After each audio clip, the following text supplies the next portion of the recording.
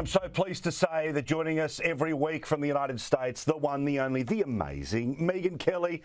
Megyn, nice to see you again. Hi, Paul. The pleasure's mine. Now, let's talk about what we've been talking about on the show, no doubt yourself as well on yours. Where the hell is Joe Biden? I mean, literally, there is a war in Ukraine. He changed the subject to introduce the next member of the Supreme Court, hoping to change the subject. He said, let's put sanctions in place, I'll see you in a month. And then he went home to Delaware for the weekend. That is an extraordinary step back from the duties of a president of the United States. Well, I think he'd be at the microphones, but the soup's served at 4, so he's back. I'm sorry, but it's just, that's kind of where we are with him now. It's like, what time do they serve the pudding at the White House? And then we'll hopefully hear from the leader of the free world. Just stand by. And some sort of rambling gobbledygook that it takes us, like, you have to hold on to every word to see if he can get it out in a way that we can understand. That's the leader of the free world right now. That's the president of the United States. And look, I'm not going to blame Putin's behavior on Joe Biden, but he certainly hasn't helped. We've been telegraphing weakness to Vladimir Putin since Joe Biden took office. And the weaker we become domestically here at home, the more vulnerable we become to behaviors like this. A strong America has a way of deterring things like this without even that much effort. And a weak America has the opposite effect. And you're seeing that unfold. I mean, it doesn't all come from the weakness that we showed in Afghanistan and the debacle of that withdrawal, but that has a lot to do with it. But America being so in disarray internally right now, both from our economy to our cultural issues, just telegraphs to the world, we're not able to focus on anything other than our infighting right now. So it's a good time to cause trouble. Well, and you see the scenario where, you know, Kamala Harris was sent to Germany to sort of again, sprout sort of beauty queen garbage through a mask. When the National Security Committee meets, they're all sitting around in masks. Again, I mean, you know, look, obviously we understand the rankings of the world, but the leader of the free world right now is Zelensky, because he's the one who's actually physically on the front lines fighting. And even when the Americans said, look, we'll get you out, he says, no, I don't want to lift, send guns.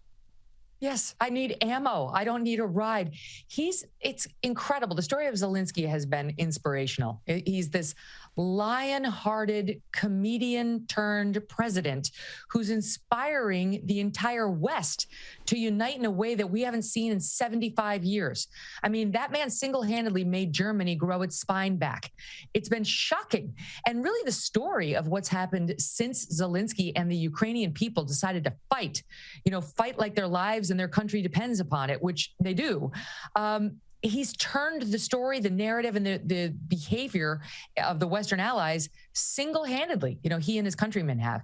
So the United States is sort of a shrinking role in response to what Putin's done. Yes, our president comes out every so often and says, sanctions, more sanctions. Wait until you see how he feels in a month. Talk to you then. Bye. And then, as you point out, pivots to a Supreme Court pick that no one really cares about because it's not going to change the ideological balance of our Supreme Court. Anyway, it's Europe. What it's done over the past weekend, I mean, the number of alliances, let me put it this way. When you see Switzerland, Paul, is now going to be joining in the sanctions, you have a pivotal moment. I mean, it's an inflection point in not just this battle between Ukraine and Russia, but in what Europe means to the world and who's going to lead when it comes to major international conflicts. Right now, it's not us. Let's do some domestic politics because, of course, the Republicans look like they're absolutely going to thump the Democrats at the midterms. Great. It's a handbrake on the idiocy of Biden and Harris. But there's some signs that the Democrats still think COVID will save their backsides.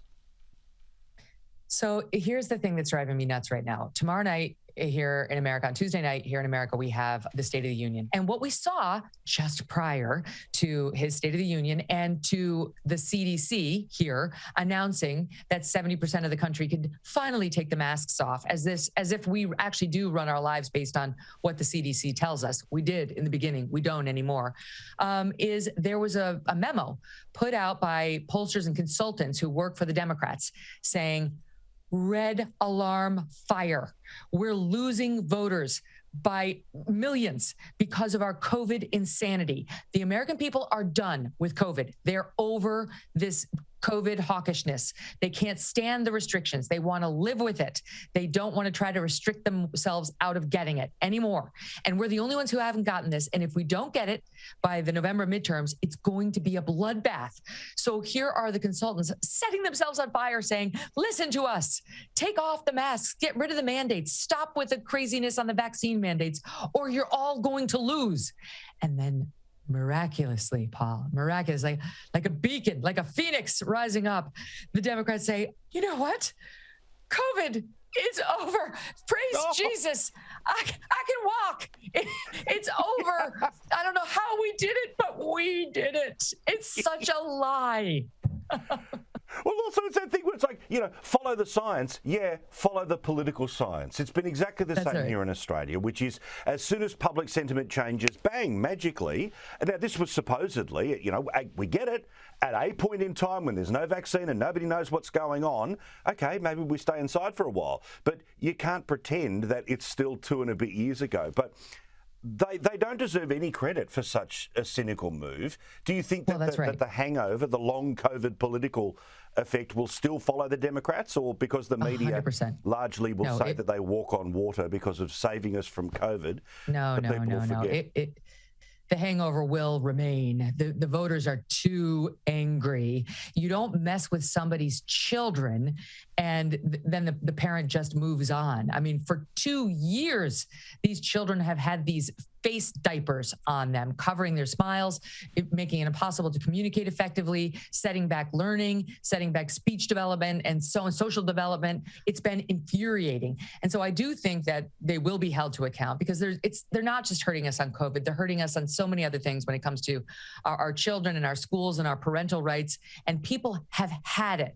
Not just that, Paul, but we see these viral videos, like there was one a couple of weeks ago where they dragged the dad out of this classroom where he went to a PTA meeting or a parents meeting, and he didn't wear his mask, and it was as if the guy had committed some murderous felony, the way the security guard treated him. Parents remember that.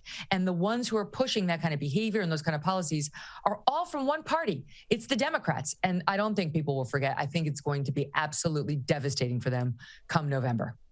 The Megyn Kelly Show is an amazing way to stay informed about American politics. You can get it on podcasts. You can see it on YouTube. If you're lucky enough to have Sirius, you can get it there. But you certainly get a dose of the Queen of Common Sense with us each and every week here on Paul Murray Live. Thank you, Rockstar. Thank you. See you soon.